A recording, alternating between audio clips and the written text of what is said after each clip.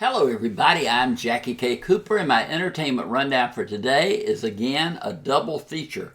I'm going to give you a review of the movie The Nest and also the movie Alone. The Nest is a movie playing in your local theaters that you can go see if you're going to movie theaters, and it stars Jude Law and Carrie Coon as a couple. They're living in America. He's got a good job. They seem to be affluent. She has a daughter from a previous relationship named Samantha, played by Una Roche. And then the couple themselves have a son named Ben, who's played by Charlie Shotwell. And they're teenagers, or maybe the boy maybe a little bit below teenage. But they're a family of four, and the wife, played by Carrie Coon, trains horses and loves that aspect. She loves horses. And her husband, like I said, he has some kind of stock or business development and seems to be doing good, but nothing is ever enough for him. And so one day he comes home and he says, "Hey, I've decided that we should move to England. I've gotten an opportunity. I've been pursued, and this company wants me to come work for them. I've known the people for a while, and I think, I'm going to go back to England. You can get things, done here, and then I'll find us a place to live, and you and the kids can come over, and we'll have a wonderful life in England." And he goes to England, and outside of London, he finds a mansion. I mean, it is a huge home. But he says he's making enough money, he's doing good, but, the wife worries because he's always been one of these people who wants more. And what he has is never enough. And she's just afraid of where, this desire to be the big shot, to have the biggest car, the biggest house. He says, you don't have to work for anybody else. You can run your own horse farm and train. And she's like, "Well, we don't have the money for that." And I've got big plans. There's going to be big money coming in. And the movie is just a portrait of people who live outside their means. I don't know where the nesting part came in. These people sure don't have a nest egg of money that they can draw upon. But it's the complexities in his life and how he fabricates his experience. And, he talks about going to the theater, and when you can realize when he's telling the story that he's never been to the theater, but he's telling these things. He gets these suits made that are just the finest, cut of cloth. But it's always a little bit more, and then he's left without a means to pay for these things that he has.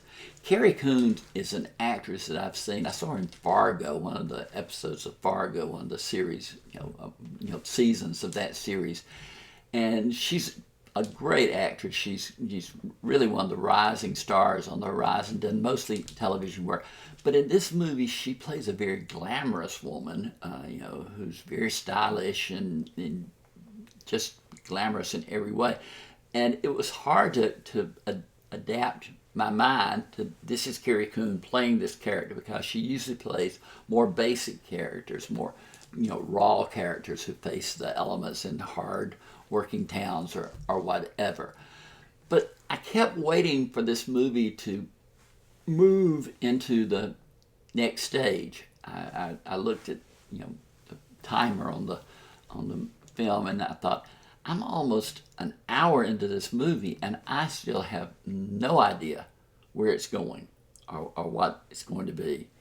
And I hate to say it, but when it was over with, I still didn't know what it was that the point was. I'm sure it was just a picture of a couple who operated in this manner and the effect it had on their children, etc.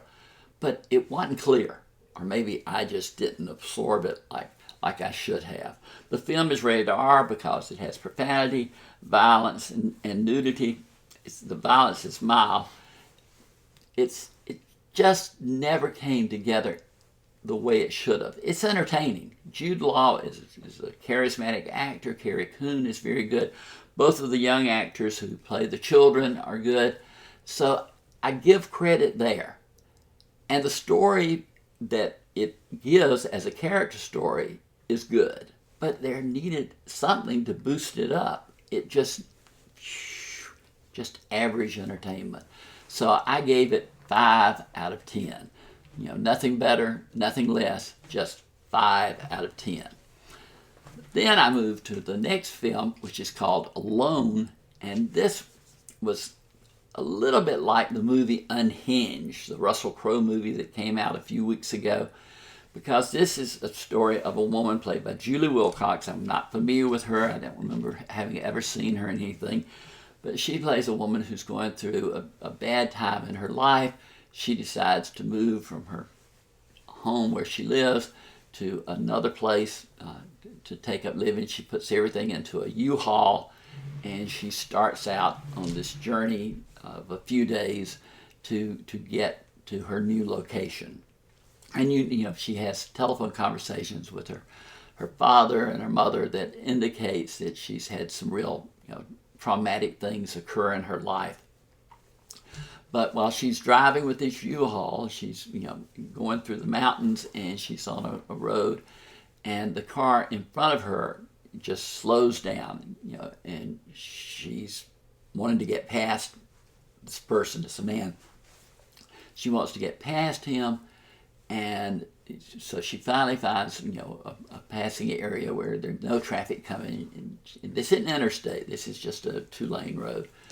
And so she starts around, and he speeds up, and she doesn't understand why. And then there's some difficult things that happen in that scenario, and then later it seems she is at a different place, and he shows up, and he tries to talk to her, and etc.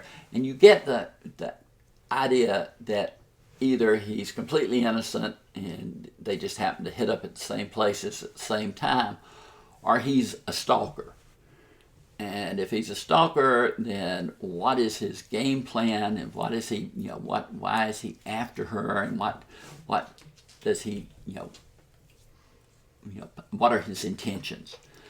And the movie goes from there, and it is suspenseful to the nth degree to me, because every time a car comes up, she drives them at night, and every time a car comes up with this headlight, she thinks, uh-oh, is it him? Is it him?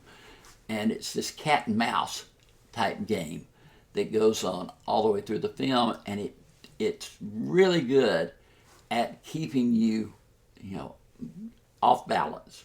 I said that about another film recently, but this one is good, and it was thrilling, it was exciting. The bad part of it is that it wasn't logical. Unless he had some tracking device on her car or whatever. How did he keep showing up everywhere that she was? And that kind of annoyed me, because maybe I missed it, but I never heard any explanation for it as to how he could just, because again, these are country roads, back roads, whatever, that he just seems to appear out of the fog for. But also in the film is Anthony Held.